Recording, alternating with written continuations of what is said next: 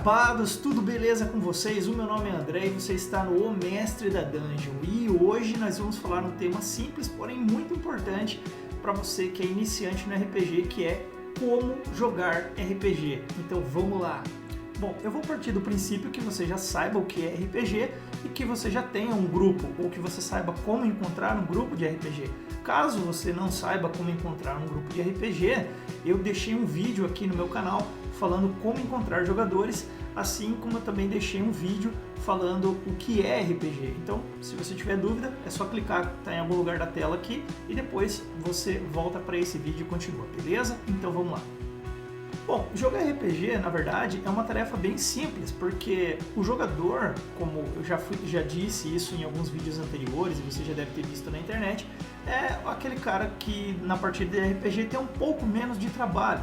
Então, como que se joga RPG? Primeiro, se você já tem um grupo estabelecido, você tem que criar o seu personagem. Uma vez que vocês já escolheram qual é o mundo que vocês estão jogando, qual é o sistema de regras que vocês estão utilizando, então você vai criar o seu personagem. Caso você não conheça as regras do jogo que você vai jogar, seria interessante você pegar o livro de regras que você está jogando, seja na internet, uma mídia digital ou a mídia física mesmo do livro, ou até mesmo emprestar de um dos seus colegas de partida aí, para dar uma lida pelo menos nas regras básicas, para você entender como é que é.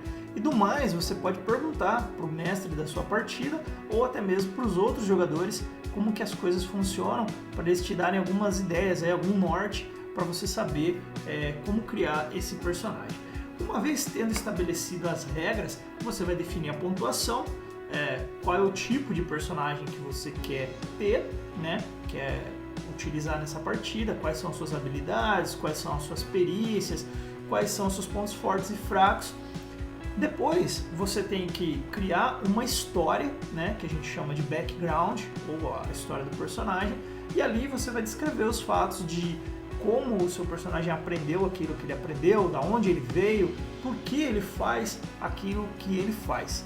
Na verdade, a história nada mais é do que responder as perguntas do porquê o seu personagem é o seu personagem. Então, eu vou dar um exemplo aqui. Se você pegar o universo cinematográfico da Marvel e olhar lá, por exemplo, o Thor, se você nunca assistiu nenhum filme da Marvel ou do Thor e você vê simplesmente uma imagem daquele cara que está com o cabelo bem curto, com tapa-olho, com algumas cicatrizes, etc e tal, você vai falar por que ele chegou naquele estado e com uma arma diferente da arma inicial que ele tinha no começo, que é um machado.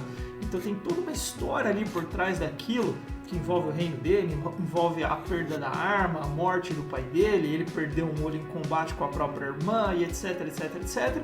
Então é uma série de eventos que fez ele ser aquilo que ele é. Isso, colocando na nossa situação aqui de história de personagem, você criando o seu personagem, é a mesma coisa, você só vai estar explicando os porquês do seu personagem, deixando ele mais atrativo, mais interessante do que um punhado de número escrito numa ficha ou digitado numa planilha, beleza?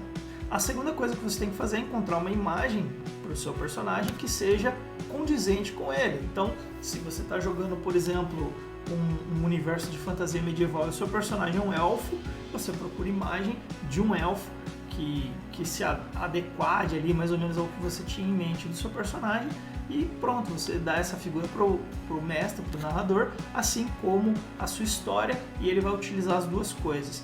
A sua figura pode ser utilizada tanto na movimentação do mapa, né, para saber quem é você e aonde você está, como também pode simbolizar a sua própria pessoa ali no Roll20 ou na plataforma que vocês estejam usando para definir quem é aquele personagem, certo? É claro que você também vai definir qual é o seu nome, características físicas e etc e tal. Pronto, está criado o seu personagem. E durante a partida, como que você joga? Bom, é bem simples.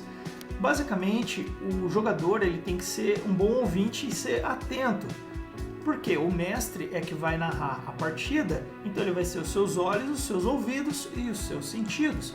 Então ele vai estar dizendo o que é que está acontecendo naquela partida, quais são os objetivos daquela partida, por que é que vocês estão ali, o que é que vocês estão fazendo, e você simplesmente, na sua vez, vai dizer o que é que você vai fazer. Então, se por exemplo ele diz que vocês chegaram em uma cidade e vocês vieram de um longo caminho, vocês estão sem suprimentos, vocês podem definir entre o próprio grupo de quem é a vez. Então, vocês seguem ali um ciclo, agora é a vez do fulano, depois do outro, depois do outro, depois do outro, depois sou eu.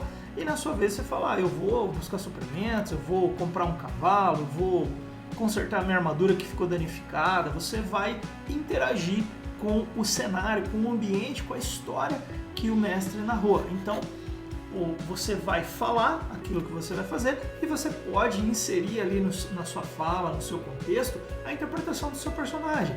Então, se por exemplo o seu personagem é um brutamontes, você pode falar de maneira mais ríspida, dar uma engrossada na sua voz, ou se ele é mais estúpido, você pode falar algumas palavras erradas ali enquanto você está falando alguma coisa, porque tudo isso faz parte de quem é aquele personagem seu e é o que deixa o RPG tão fantástico, tão engraçado. São as diferenças entre os personagens e os outros personagens. Legal? Com relação à rolagem de dados, na maioria das vezes o mestre vai estipular qual é a rolagem de dados que você precisa fazer, em que momento você precisa fazer. Então, uma vez ele tendo definido, você vai lá, olha, checa a sua ficha ou a sua planilha para ver qual é o valor que você precisa obter e lança os dados que ele está falando. Se você tem algum bônus ou alguma penalidade, ele vai te ajudar, te dizer qual é esse bônus, qual é essa penalidade e você faz a sua rolagem de dados. No combate é basicamente a mesma coisa, porém no combate você tem, vamos dizer, um pouco mais de liberdade, porque na sua vez você define que tipo de ataque você vai fazer, o que é que você está tentando fazer naquele momento, e aí as suas jogadas podem ser diversas, podem ser diferentes, e o mestre sempre vai ser ali o balanceador para te dizer o que é que você precisa fazer, quanto você precisa tirar e qual resultado seria o desejado para aquela ação. Depois de um ataque bem sucedido, por exemplo, você já sabe olhando na sua ficha qual é o seu dano, então você vai lá e lança o dano. Se em alguma outra situação você achou algum item, e esse é um jogo que determina que você coloque a quantidade de peso desse item no seu equipamento, ou que você descreva lá aonde que você guardou esse equipamento, você também fica a seu encargo fazer isso, que você pegou a responsabilidade sua. E todo tipo de divisão, de partilha que tem ali entre o grupo, cada personagem é responsável pelas próprias anotações. Algumas vezes até pode um jogador apenas ser o responsável por todo o dinheiro do grupo, por todo o equipamento do grupo, desde que o cara seja confiável e saiba anotar as coisas. Eu sou ladrão, rapaz. Facilita bastante. A outra coisa que eu gostaria de citar aqui é que jogando RPG você pode criar suas próprias jogadas. Então, por exemplo, o mestre não pediu nenhum tipo de jogada, mas você se põe à frente e diz que quer fazer uma determinada jogada para alguma situação. Então, por exemplo, vocês estão numa cidade e vocês estão procurando uma determinada pessoa. Só que tem muitas pessoas ali no meio daquela cidade e você não sabe aonde é que está essa pessoa.